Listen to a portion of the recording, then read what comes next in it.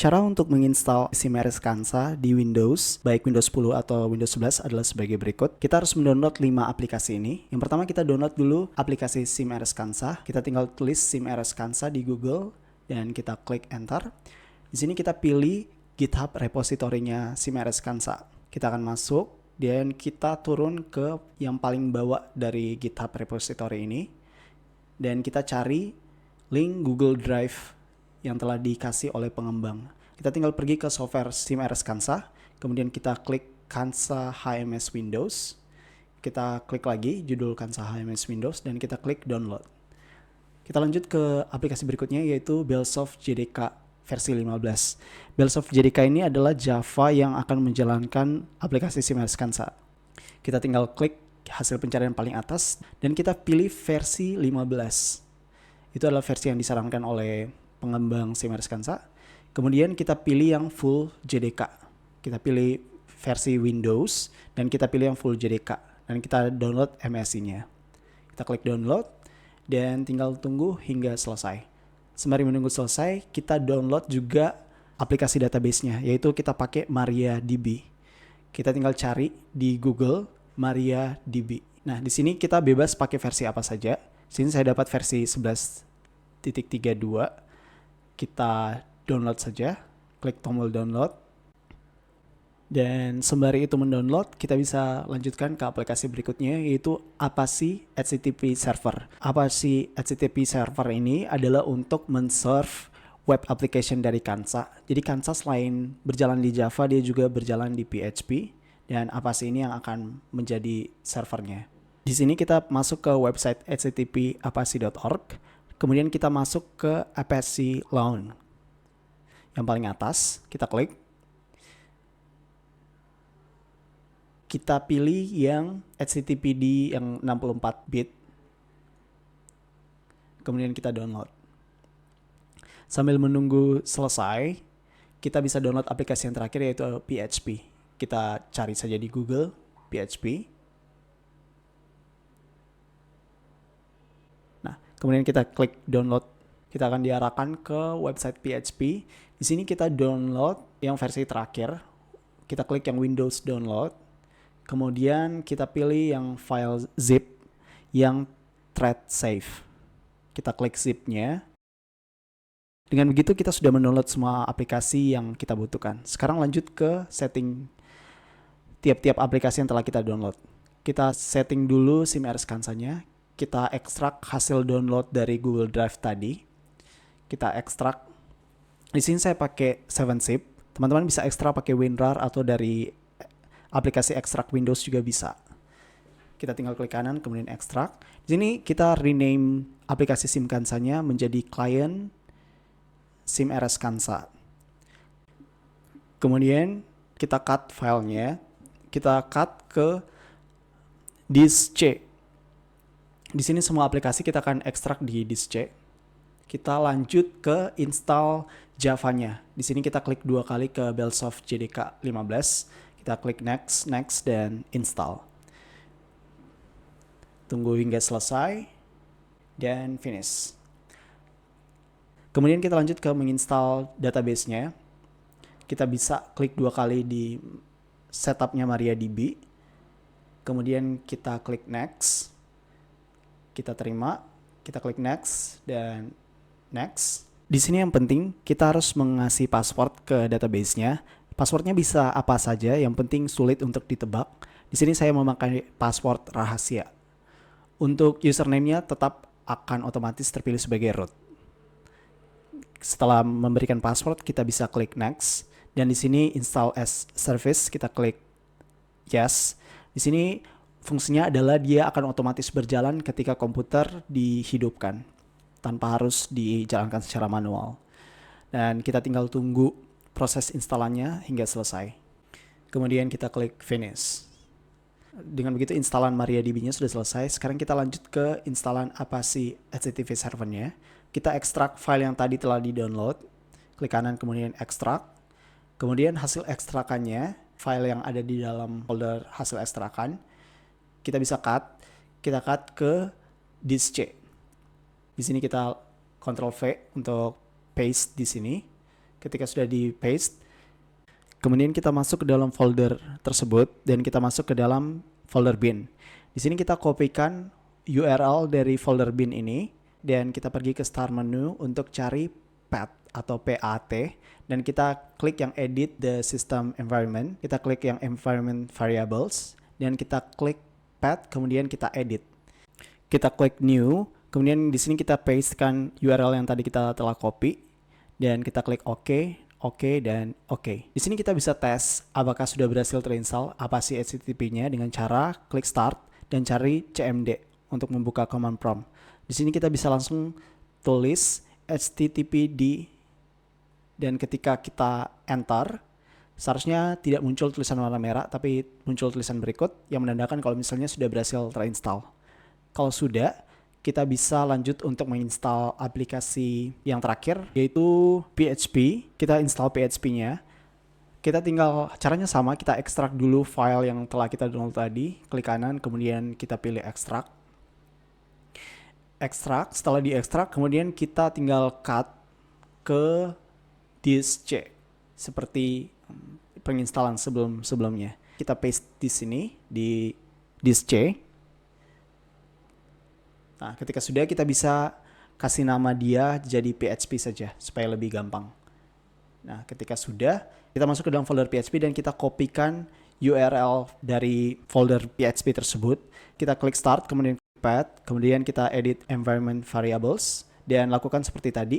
Kita edit dan klik new, kemudian paste di sini dan klik OK. Dan klik OK dan klik OK.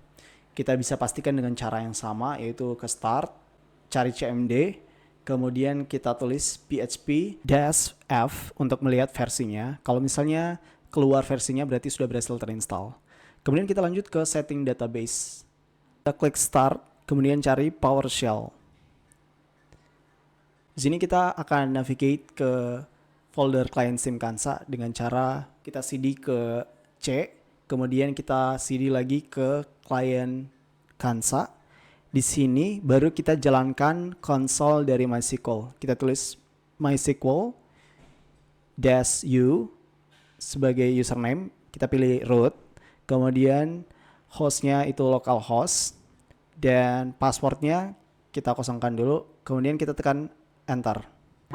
Nah, di sini ada error di mana MySQL belum terinstall di environment path. Jadi kita pergi dulu ke folder C lewat Explorer dan kita cari program files. Di sini kita cari MariaDB. Kita masuk ke dalam folder MariaDB dan kita masuk ke folder bin-nya. Kita kopikan path URL dari folder bin MariaDB dan kita cari path seperti biasa. Kemudian environment variables, edit dan new dan paste di sini. Kemudian kita klik OK, OK dan OK.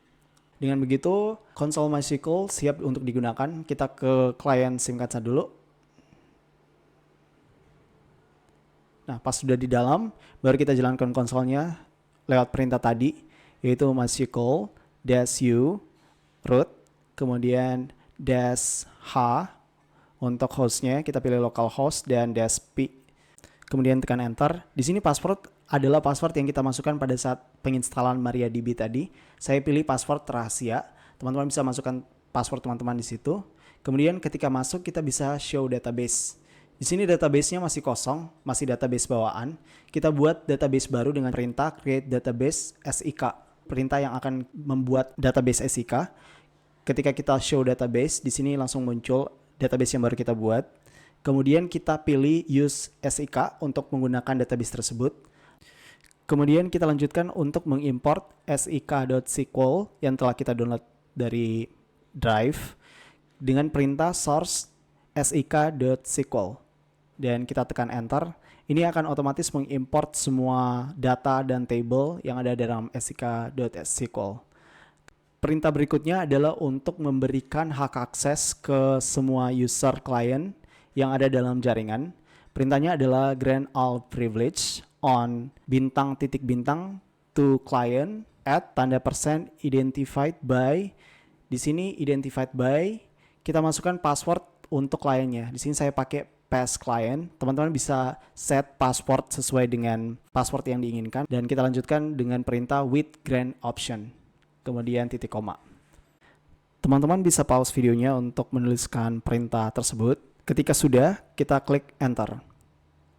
Nah, dengan begitu kita sudah men-setting database-nya. Kita bisa klik exit untuk keluar dari console SQL dan klik enter. Berikutnya kita ke folder client, kemudian kita ke folder setting.